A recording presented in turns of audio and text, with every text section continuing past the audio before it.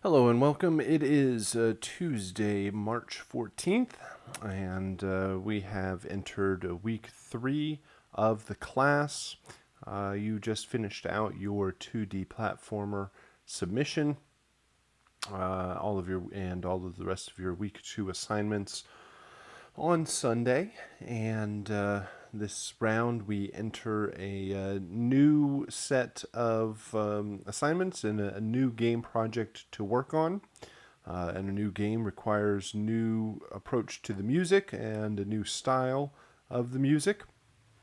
So we will talk about our second game of the month. And now that you've gone through the first round, you'll have a better sense of how things are going to be set up and working. Much in the same way, you will be doing the music composition for our new game called Angry Bots this week. And then next week, you will do the sound design. You will implement the music into the game and test it out. And you'll finish everything out with a video game capture.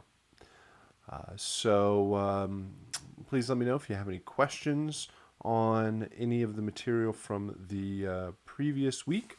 And of course, we will kind of go through this like we have in our previous Tuesday sessions, where we actually have a couple of submissions to take a listen to for peer review.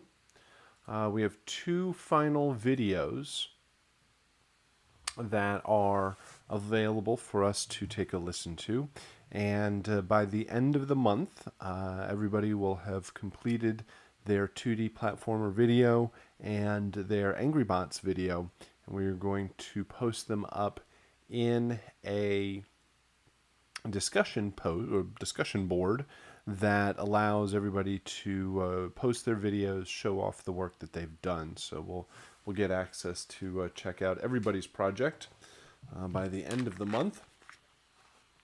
So let me just start out here, making sure that we can play this and that we can hear this and you can still hear me. Let's try this. Actually, rewind it a little bit.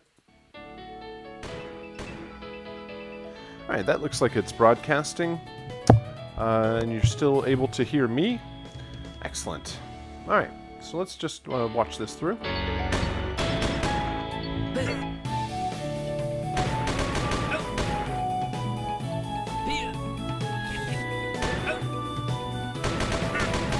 Just a flesh wound. Arms away. Cosmic mincemeat. Just a flesh wound.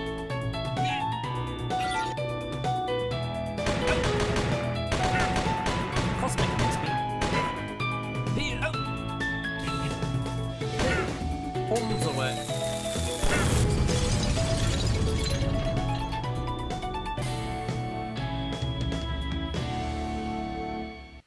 All right, looks like everything is set up and working properly. It sounds good.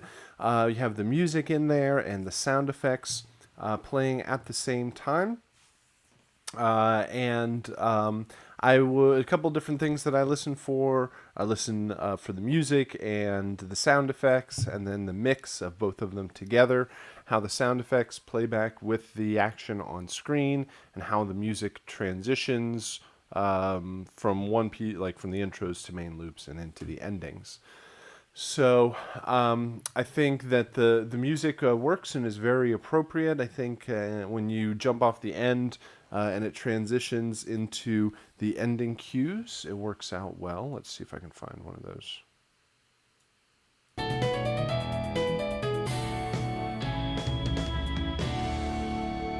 There's a pretty strong... Try it again.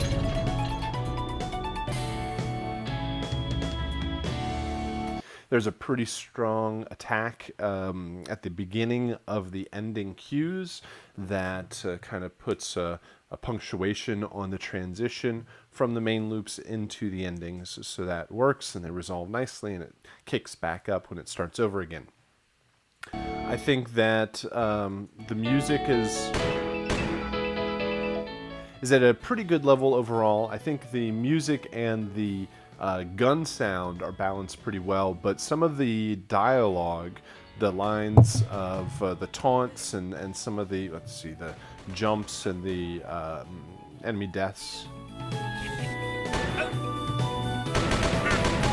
Just a flesh wound. Some of those are a little bit low in the mix overall compared to that gunshot. The problem with the gunshot is it's so repetitive that it just kind of occupies quite a bit of space. I think the piano lead and the melody of the music sticks through nicely, but some of the rest of the instrumentation kind of gets lost a bit.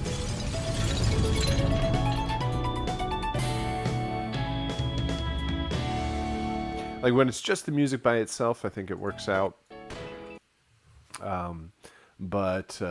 Yeah, so maybe a little bit different balance, and that would be going back to the sounds in your DAW and rebouncing them. But I think functionally, as the music soundtrack, everything pieces together and fits together nicely as it moves and transitions. And then the sound effects are also appropriate. I like it's only a flesh wound. I like the Monty Python reference. The sound effects that I can hear definitely fit. And so it's just balancing them a bit more. And let's check out our second submission here.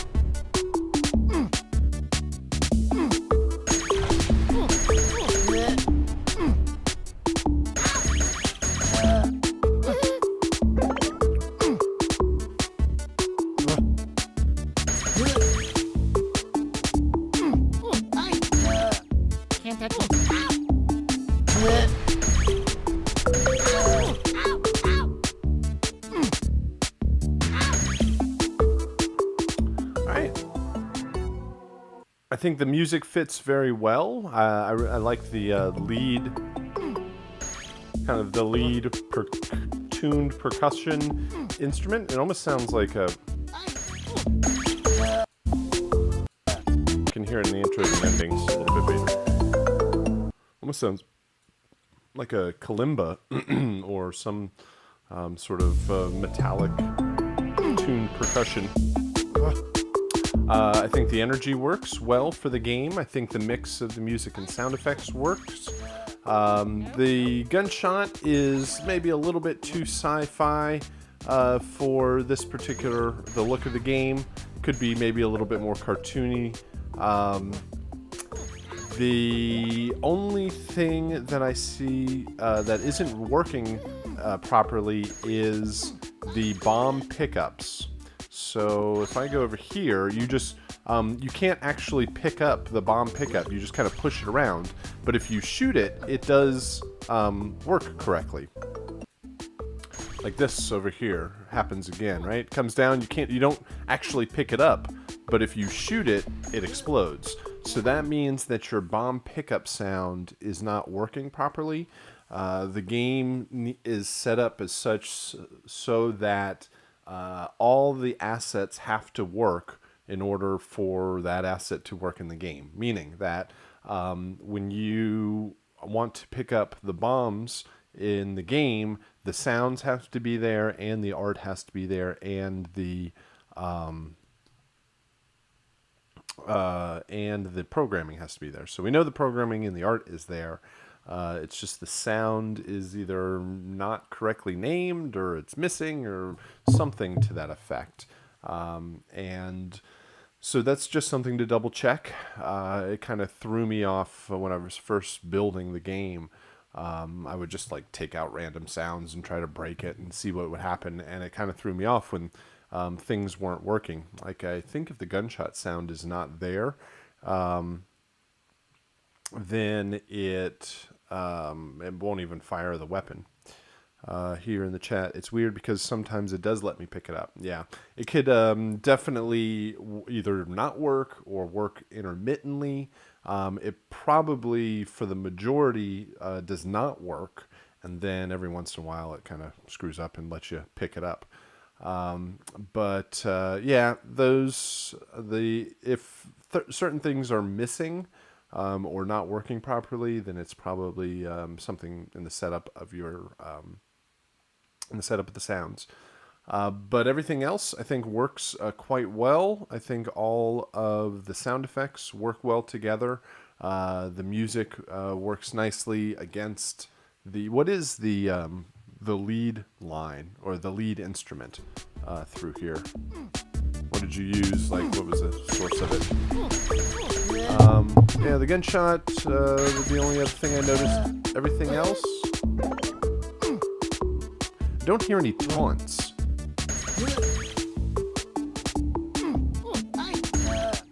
Can't touch it. Oh, there it is. Can't touch it. Yep, I did hear it. It's a layered marimba. Synth pluck. Cool. Yeah. Add this kind of synthy and acoustic. Yeah. The endings work well.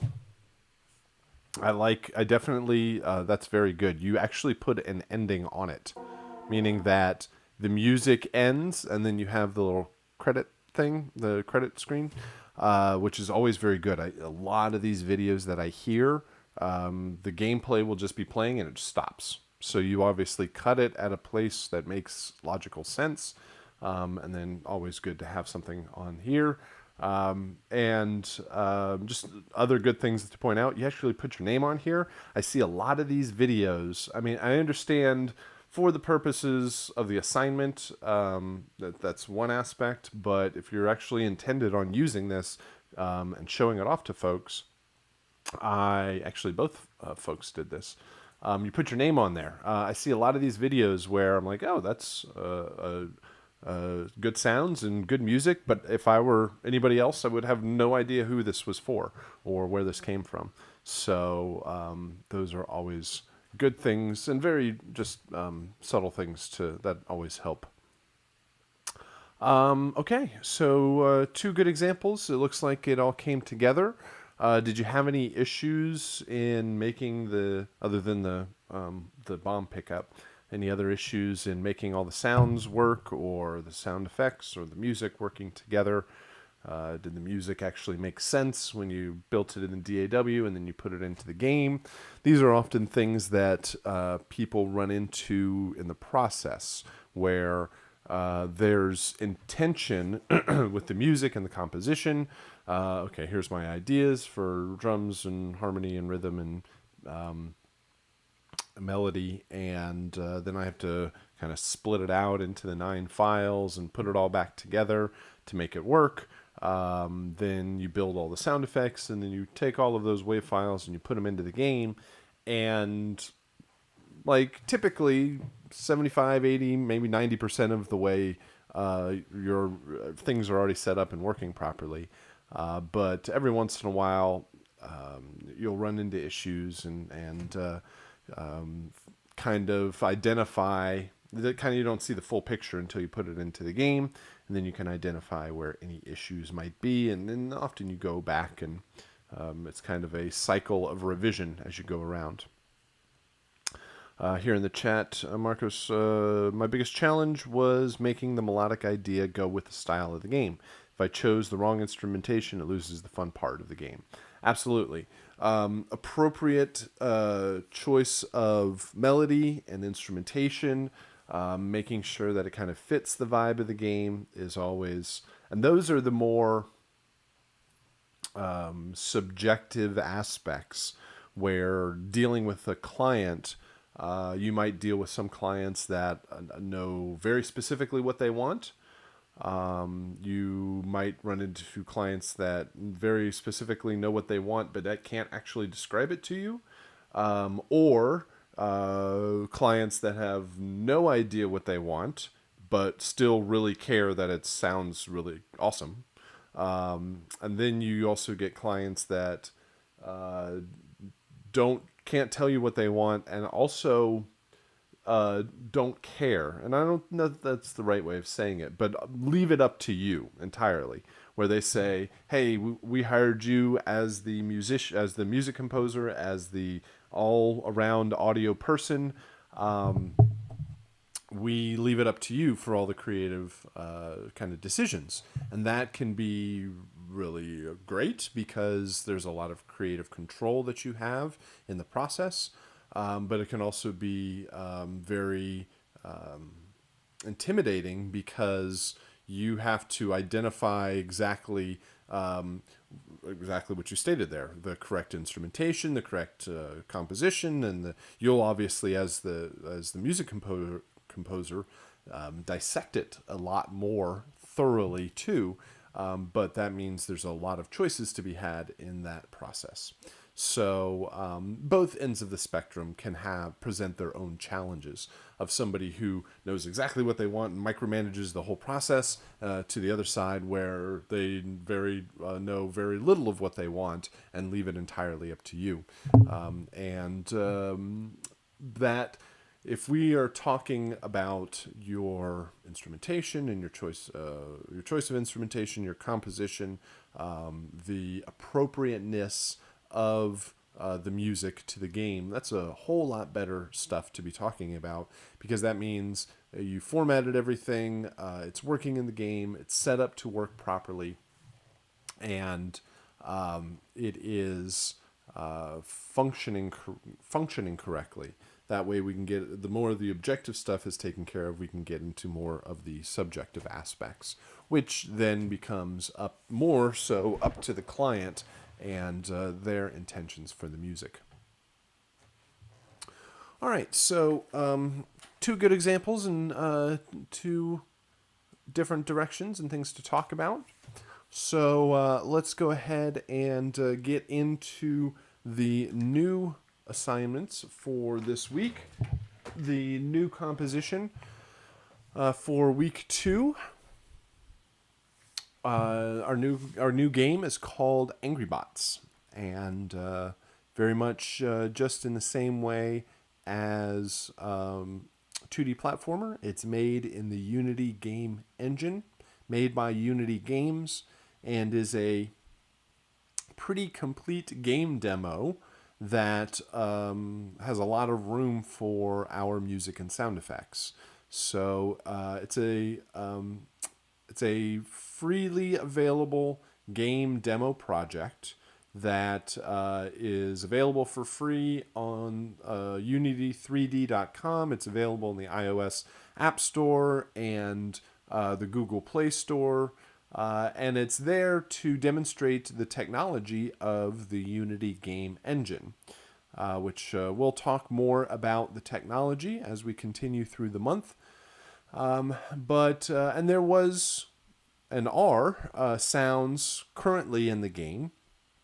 And it originally had music behind it, but it was just one big, I don't know, it was like a 2 or 3 minute long music loop, and it just went around and around. So we are going to work with more of a interactive music setup, and we set the game up to we set up the game in a custom way to accept your music and sound design. And so we'll talk about the game itself and the approach to the music and how the music is going to play back in the game. So let me start with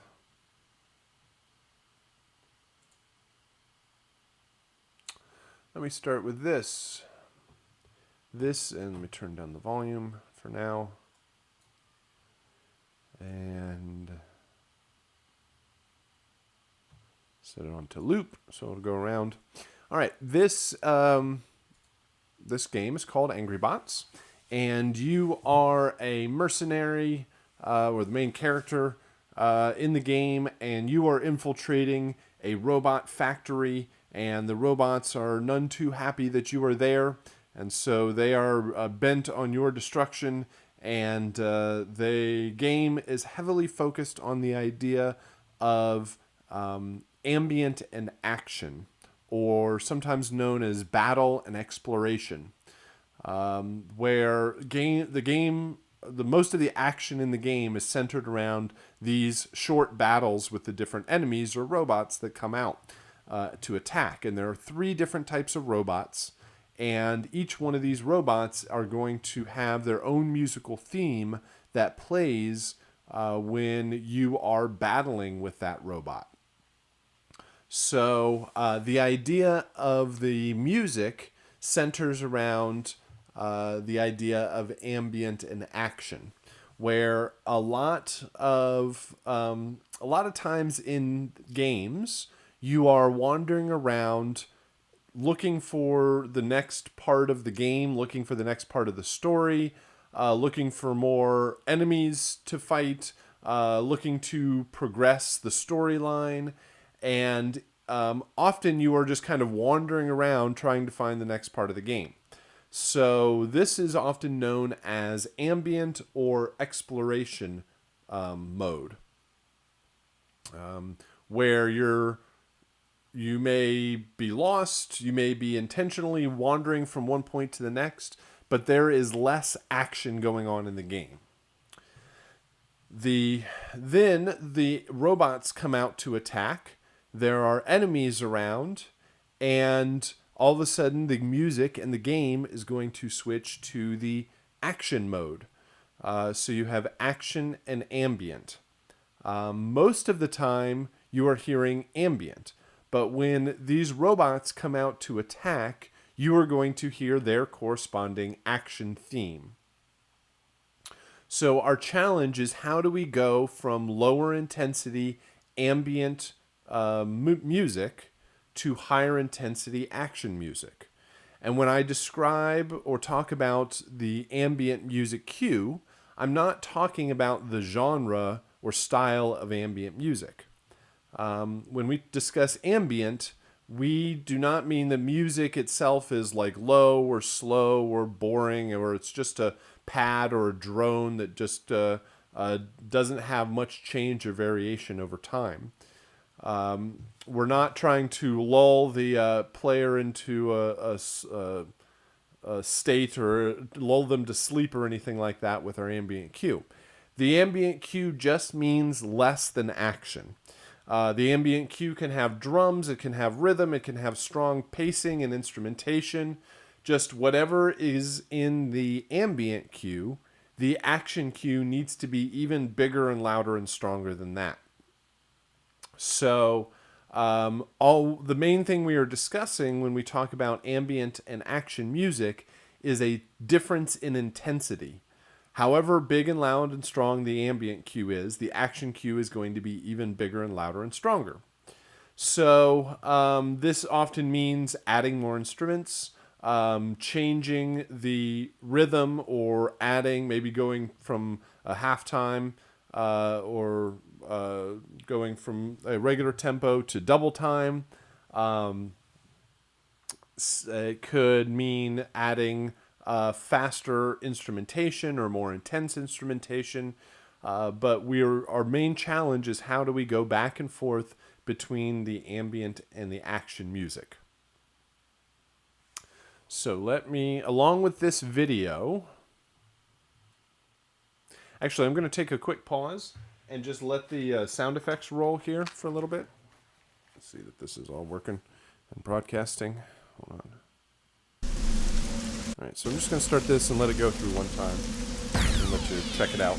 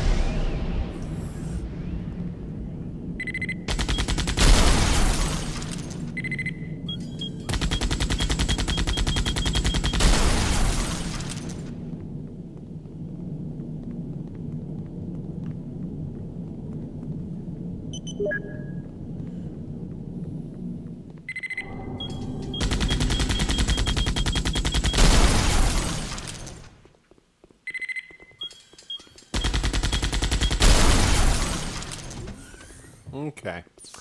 So, that's what the game generally looks like. Let's talk about how the music will be built. So, along with the game and that video, you get a PDF that describes a lot of different aspects of the assignment and starts out with a game overview and discussing ambient and action, very similar to all the stuff that I'm discussing right now.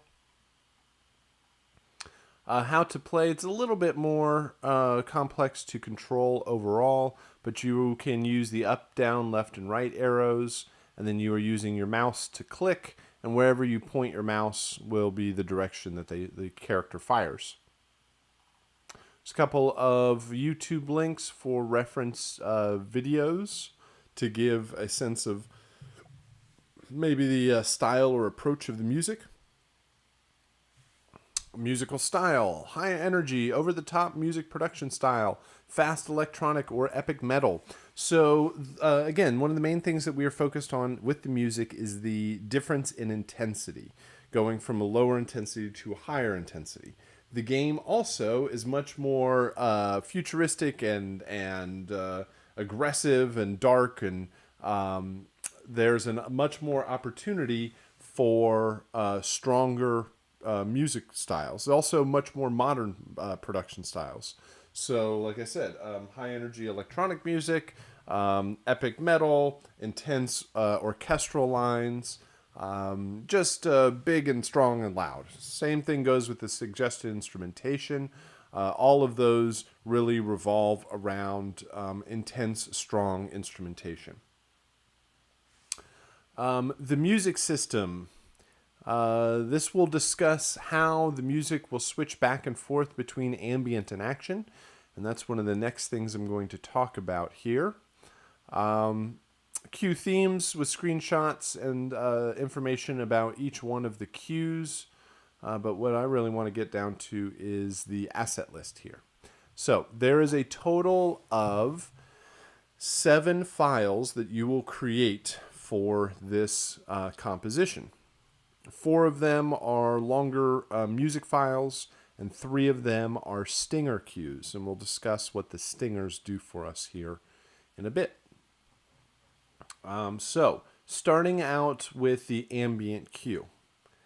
If nothing else is going on in the game, the character will hear the ambient cue, which also means that the ambient cue is what will be playing most often. If the player is not in battle, if they are not hearing the action music, they are hearing the ambient music. And so, since the battles are pretty short overall, most of your time is used up hearing the ambient cue and basically navigating from one battle to the next. So, the ambient cue, again, does not mean the genre of ambient music. It can and should have a bit of rhythm to it, whether a bit of light percussion or whether it is like a bass groove, maybe some sort of arpeggiated bass line. It shouldn't probably have the full amount of percussion in it yet, because you always have to build from there. Wherever your ambient cue is, you have to build up from there. So still have room, kind of foreshadow what you're doing, what's upcoming in the action cues, but leave a little bit of room to go upwards. So the ambient cue is going to be a minute long, somewhere between a minute and 2 minutes long, and it needs to loop, and you have a lot more time to kind of navigate or explore key changes and tempo changes over the course of that minute. So, Now the question is, how does the game know how to switch between ambient and action? We know that if nothing else is happening, the ambient cue is playing. And we also know that the action cues have to play at some point. So how do we switch back and forth? Well, the action cues play during the battles with the robots.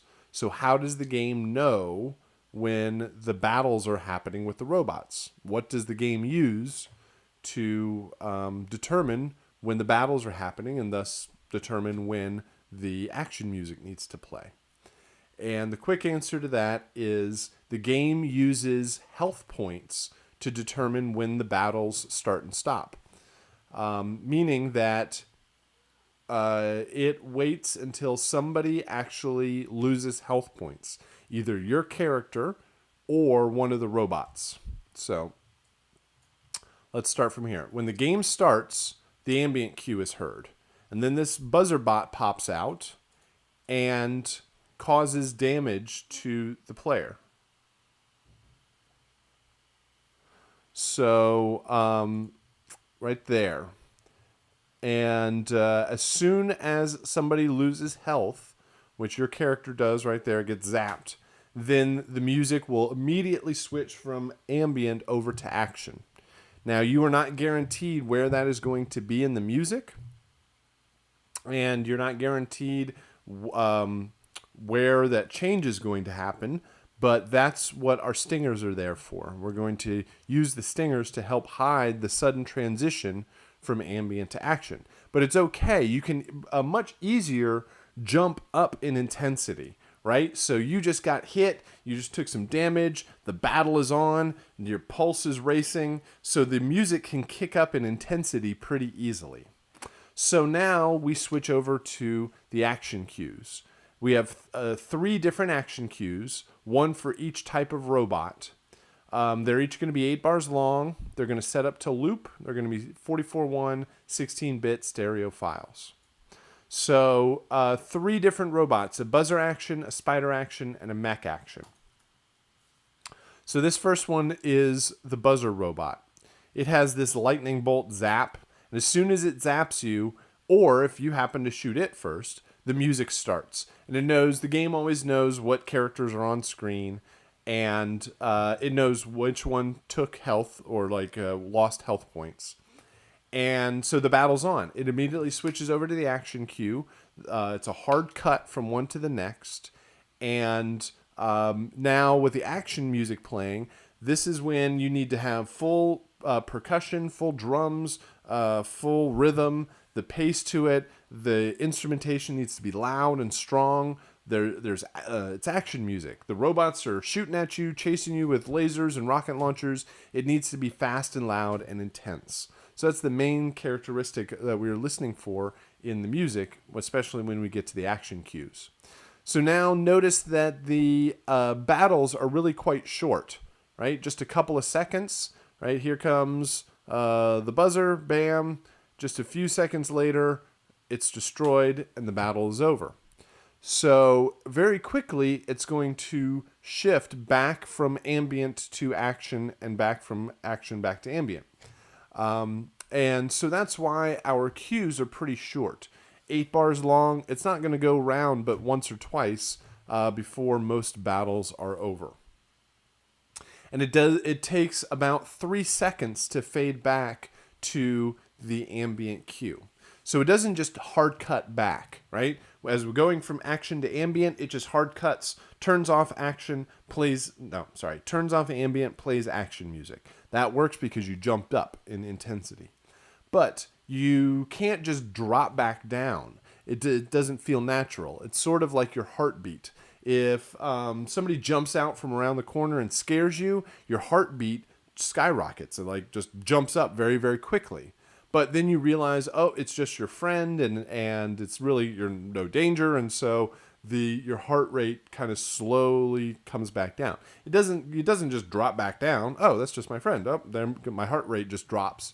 You have to breathe a little bit, calm yourself down, and then it slowly returns back to normal.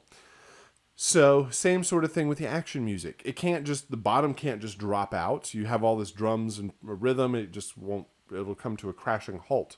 So you have to slowly, and over 3 seconds, the action music is going to crossfade out.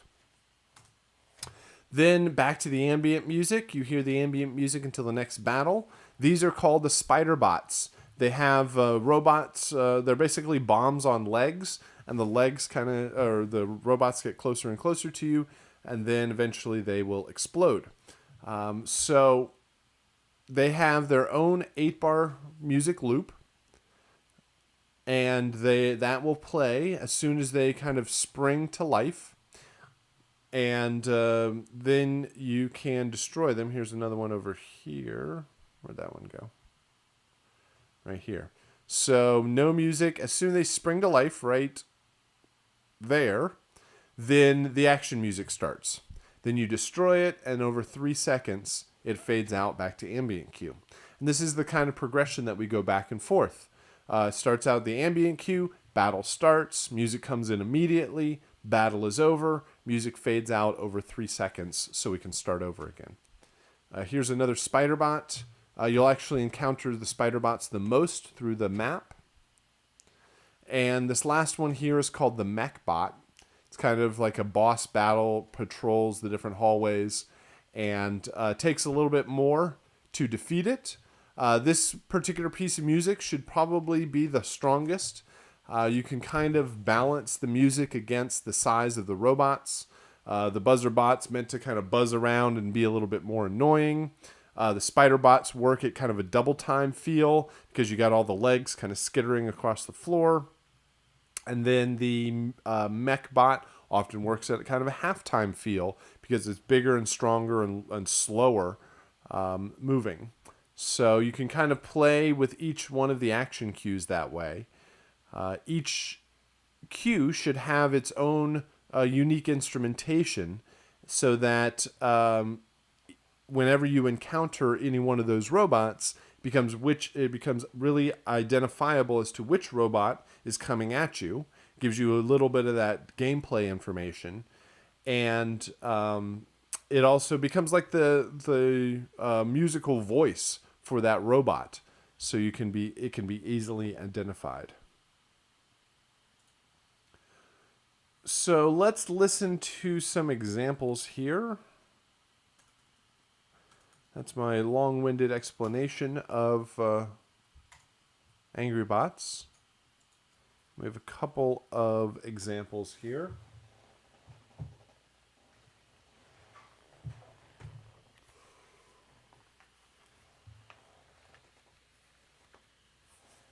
All right, let's see. Let's make sure that logic is going to play for us.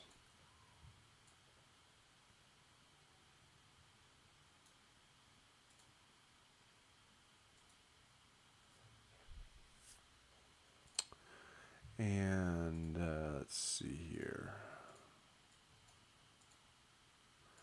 We'll start with our first ambient loop.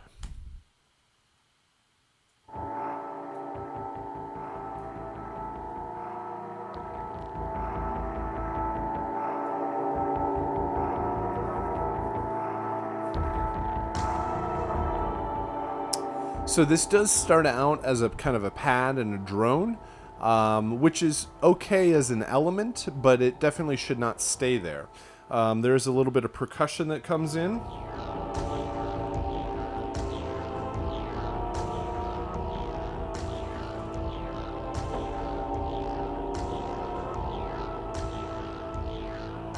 And then there is change through the cue towards the later part here.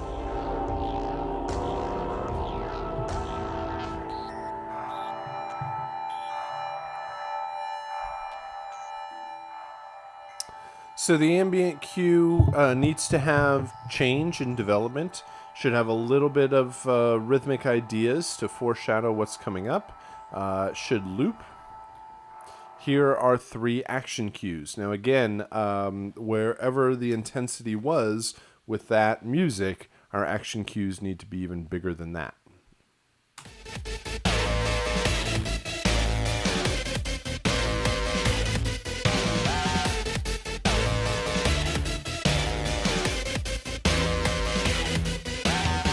So there's the buzzer cue.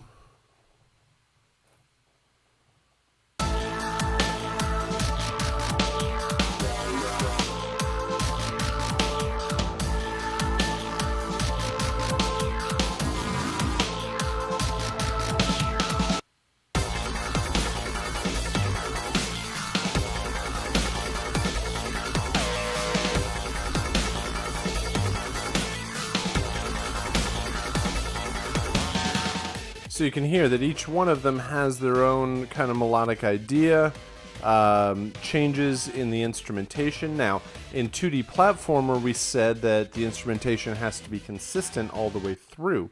But here, you can actually have more variation because each cue represents its own robot. So again, has its own melodic voice, strong percussion, strong bass line, and a lead line that is unique from one to the next so that the player can easily identify what's coming.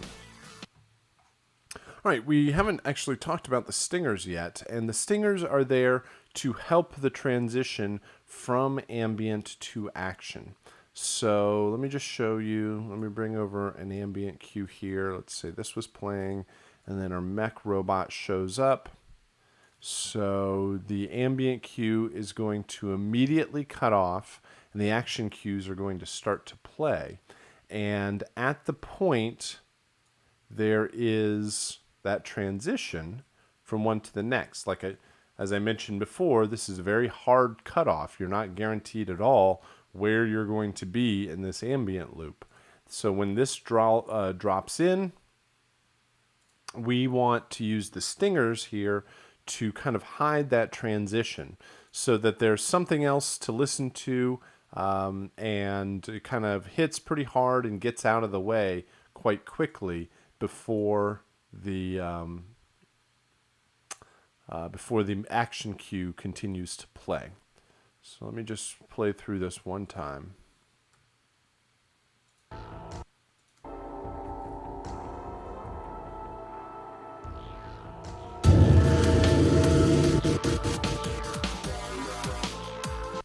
So here's the stinger by itself. So it hits really hard and then fades out very quickly. The stingers are only about 1 to 3 seconds long, so really quite short, and they need to have a strong impact so that they can be heard against the action cues and then fade out nicely. So let me play that one more time. Playing through the ambient cue shuts off, action cue starts playing, stinger helps the transition from one to the next.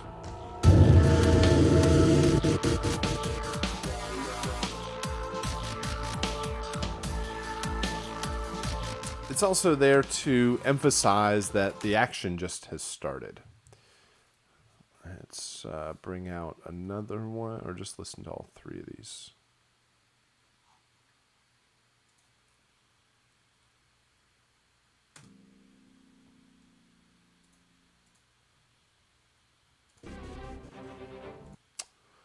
Well, let's try that again.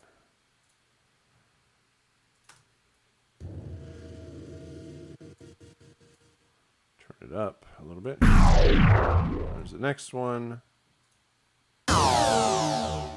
Right, the second 2 are not as strong as the first. The most basic element of a stinger would be a kick and a crash and a whole bunch of reverb. Some big, strong impact. But other good sources like EDM builds and drops and turnarounds often are the same kind of idea for our stingers. Something that hits really hard and then gets out of the way quickly. Here in the chat. So we should keep the stinger at the same tempo and think of it as a layer and part of the composition. I like the idea of thinking about it as a layer and part of the composition. I typically suggest against tempo or let's say rhythmic and tonal stingers. Because you're not guaranteed when these are going to play, you're not necessarily guaranteed that they're going to be on beat or in sync, and that might cause issues if they are rhythmically timed. That one is rhythmically timed, and it does kind of work, but there are possibilities where they would not play exactly on sync, and they would kind of get out of sync, be out of rhythm. Tonally, same sort of thing. since you're not guaranteed where it's going to play, it might play someplace where it might be in the same key, but it might not be as harmonious as you would like it to be. So typically more sound designy, still using musical instruments, but basically something that hits really hard, has some really cool modulation to it, whether it's reverb or delay or a filter or a stutter or something like that, and then it fades out to silence quite quickly. Question, does the stinger and the action music come in together? Yes, they play at the same time. So when this one is over here and this action cue is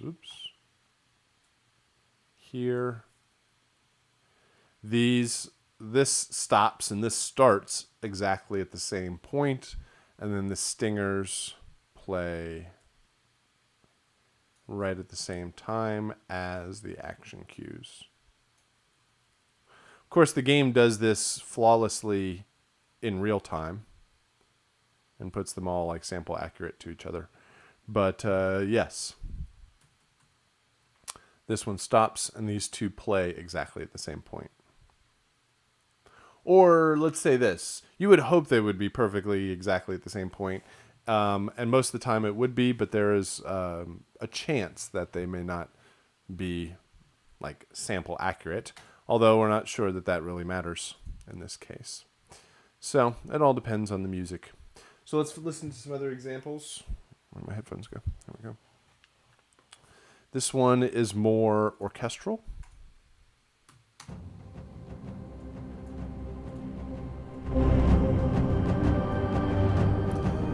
So here there's still strong percussion. You kind of got distorted pads, creating the progression.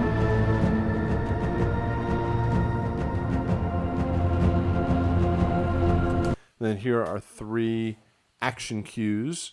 They work well from the orchestral side of things. They have some interesting string arpeggios. Could have a little bit stronger percussion overall. Maybe.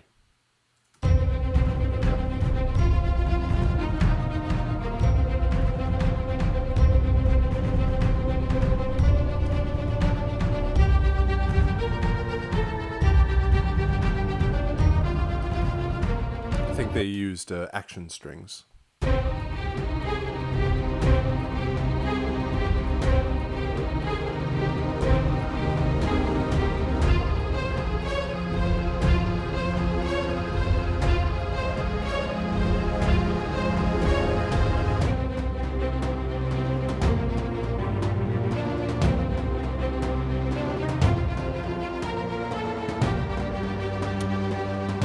So intense percussion, intense string lines with different phrases for each one of them. These stingers are more melodic, meaning that they're more like musical phrases, and these are the types of things that aren't really going to work. Plus, they kind of fade in. They need to have a strong impact on the front to compete against the action cues. So little phrases like that are gonna cause issues. Let's jump down here. Let's check out these stingers.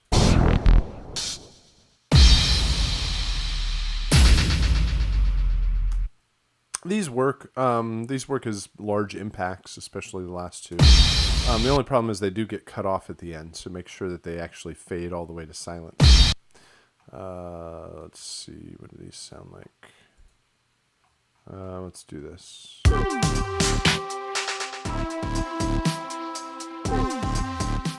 So this ambient cue actually has a progression. Elements that could be thought of as harmony and melody. So it could have more of a traditional structure, but I often suggest one good thing about an ambient cue is thinking about musical sound design. taking instrumentation, traditional instrumentation, and just doing weird stuff to it. Whether throwing strings or brass through a whole bunch of effects, doing like stutters and reverses and builds and rises and falls and things like that. Ambient cues should have different elements that kind of weave their way in and out of the mix over time. Here are 3 action cues.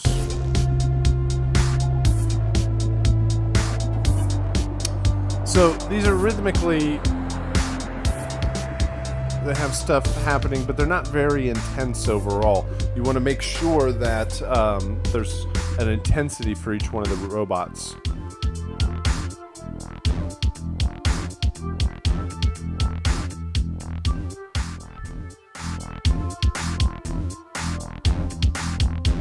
Plus more instrumentation and development. Mostly just drums and a lead line.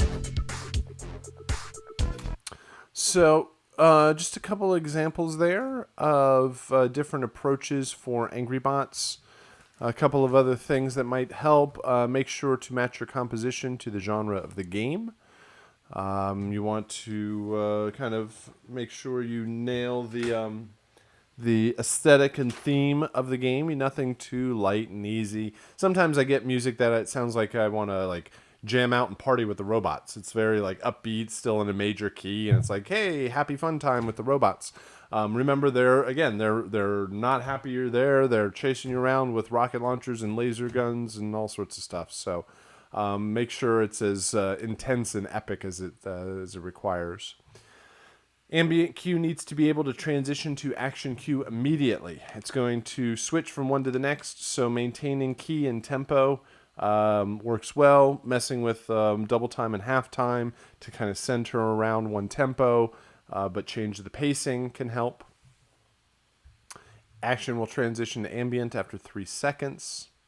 You do not know when anything is going to be triggered, so watch out for really sudden changes, again, in melody or harmony, or melody or rhythm. And most of the rest of those are stuff that are pretty, we've already done through 2D platformer. All right, so everything looks like it is set up. Looks like you are ready to go there, so let me know if you have any questions on Angry Bots. And a secondary composition for this week, you're going to do a chiptune composition in line with our discussion of the history of audio for games and different music genres. We talk about some of the limitations of the early technology. Now, in the second half of the month, we'll start talking more about the technology that was available or that is available, and to kind of put it into perspective of what is possible now, we are going to write music in the style and using the limitations of the early Nintendo system. So we're going to do a style of music that's often known as chiptune or 8-bit music, because of the sounds that were available on the original Nintendo system. So when you download this assignment, you get a logic session that looks something like, what does it look like? It looks like this. And it has 4 tracks in it. The original Nintendo system had a total of 5 sound channels. 4 of them were basic waveforms. The 5th one wasn't really used all that much, but it could actually sample. You could draw your own waveforms or own samples in there, and it would play them back. But a large majority of the music was done from these 4 basic waveforms. And those waveforms that were available, the first 2, they were called waveform generators. The first 2 of them were square waves. The third one was a triangle wave, and the last one was a noise channel. So the two square waves, the two pulse channels, 1 and 2, were basically used for melody and harmony. The waveform generator for the triangle wave, the third one, was mainly there to do bass. And the fourth one, it was basically static noise or static, white noise that they could conform with volume and envelopes to create mostly hi-hats and snares.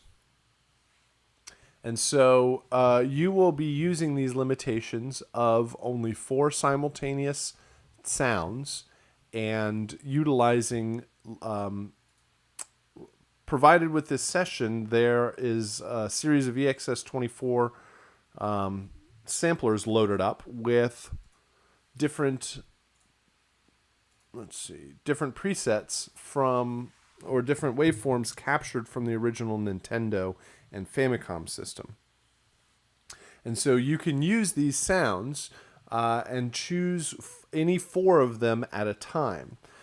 So you can use, you can do drums, bass, harmony, melody. You can do drums, bass, melody, counter melody.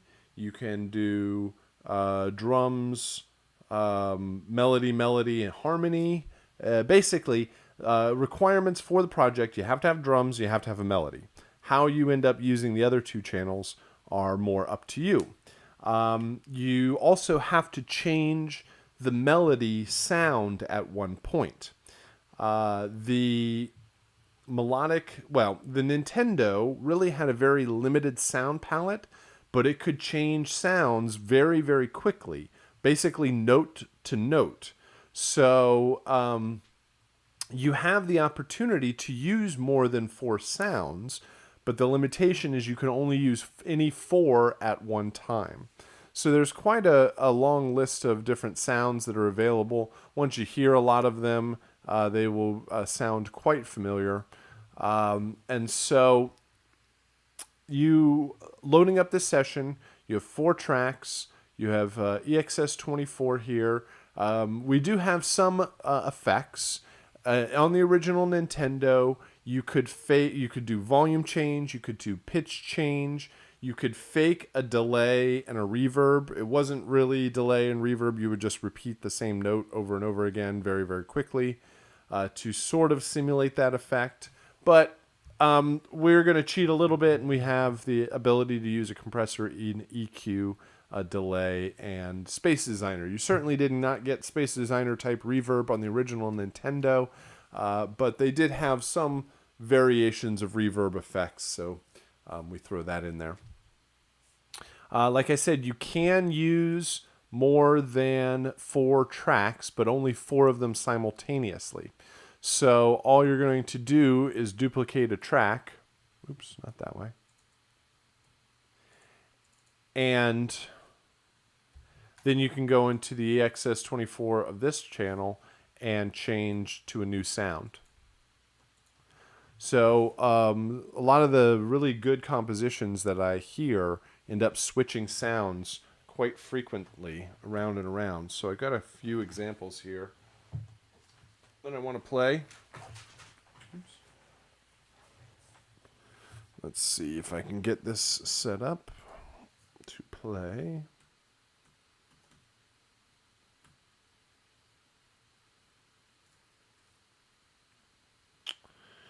All right, let's see how well this works. I don't know how loud this will be, hopefully. Not too loud. Let's do it.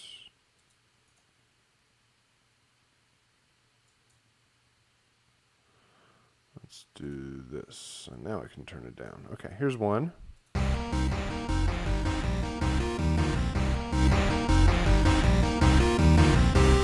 I won't play through all of them, but I'll just shows you what is possible.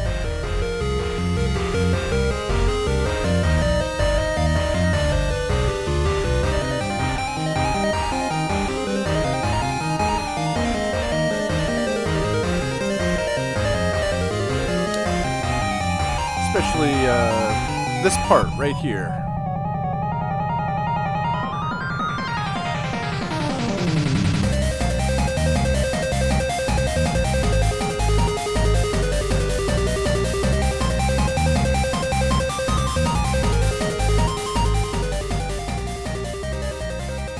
So, a couple of things that definitely help are good, strong energy and a fast tempo. The sounds are so limited that you're best to kind of pick up the pace and move quickly and not kind of sit around too long on too many different sounds. So quick pacing, more kind of staccato, upbeat tempos will definitely help. The composition's only around a minute long. It doesn't have to loop. It's not interactive in any sort of way. It's just more of a traditional composition. Here's another one.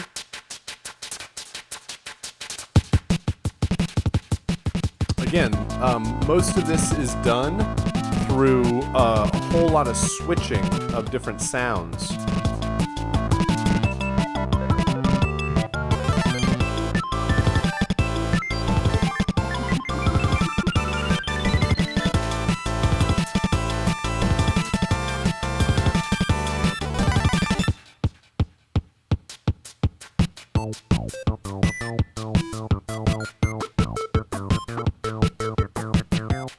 They also used a little bit of filter through here.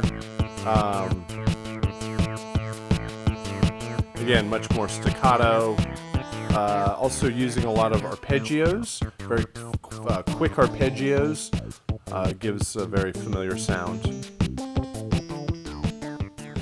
All right, so there's another one, and this is another really great one.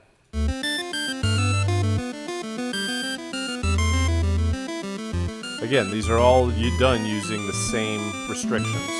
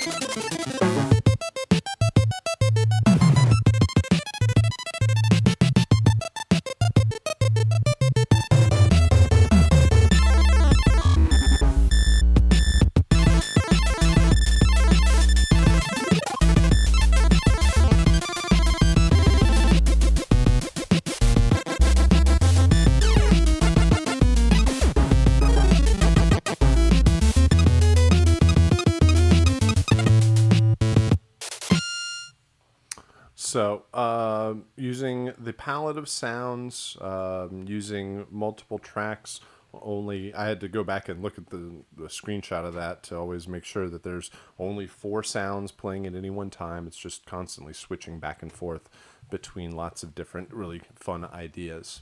So that gives you an idea of this composition and some of the different approaches for it. In the beginning, when I first started this assignment, I was a little bit hesitant of the quality of the compositions because the sounds are so bad. But I end up finding that the compositions end up sounding pretty good overall because you don't have the ability to hide behind great sounds. A lot of the compositions that I hear, they sound really cool, but because the presets and all of the synths and sample libraries sound good, but compositionally there's not much going on.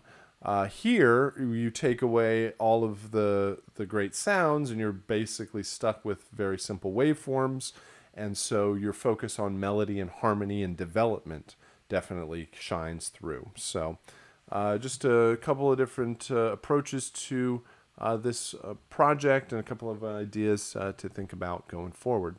Let me know if you have any sort of issues as you are working your way through these projects and assignments. And yeah, if you have any questions, I'll stick around for a few after the class here. But other than that, have a good afternoon, and good job on the submissions for peer review. Please, as you going forward, always submit. It's always great to check out how everybody's work as we go. So let me know if you have any questions. Other than that, have a good afternoon. Thanks a lot.